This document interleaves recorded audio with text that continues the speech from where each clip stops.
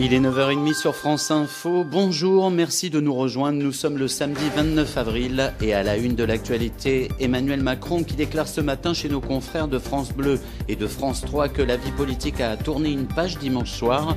Nous irons, dit-il, au bout de cette refondation. Une manière de réagir aux fiançailles entre Marine Le Pen et Nicolas Dupont-Aignan. Le député de l'Essonne a annoncé hier soir qu'il soutenait désormais la candidate du Front National.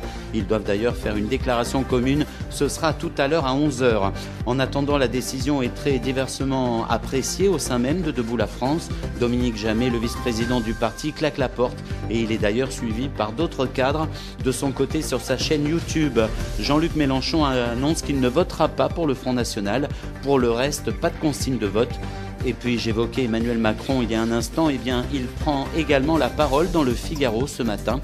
Il affirme qu'il n'y aura pas de coalition avec les Républicains, ni même avec le Parti Socialiste, si jamais, bien évidemment, il est élu. Le leader d'En Marche tacle par ailleurs François Baroin, que certains pressentaient pourtant comme un éventuel Premier ministre. Il affirme qu'il est constamment dans la recherche de son intérêt personnel. Et puis pour en finir avec la politique, En Marche exige également ce matin que Jean-Marie Le Pen soit démis de ses fonctions au sein du Front National. Je rappelle qu'il est toujours le président d'honneur en cause. Ses propos après l'hommage national rendu aux policiers tués sur les Champs-Élysées. Jean-Marie Le Pen estime que l'on célébrait alors plus l'homosexuel que le fonctionnaire. Reprise du dialogue à Amiens entre la direction et syndicats à l'usine Whirlpool. Le comité de suivi s'est réuni pour faire le point sur l'éventuelle reprise du site. Une quinzaine d'entreprises seraient intéressées. Les repreneurs ont jusqu'au 2 juin pour déposer leur offre. Direction Bruxelles pour les dirigeants de l'Union européenne. Autour de la table, les 21 chefs d'État et de gouvernement. Theresa May manquera bien évidemment à l'appel.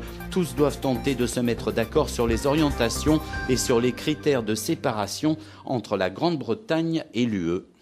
Et de deux, nouvel échec d'un tir de missile balistique pour la Corée du Nord. Ça s'est passé la nuit dernière. L'engin n'aurait pas dépassé les frontières du pays. Pour Donald Trump, avec ce nouvel essai, Pyongyang manque de respect à la Chine.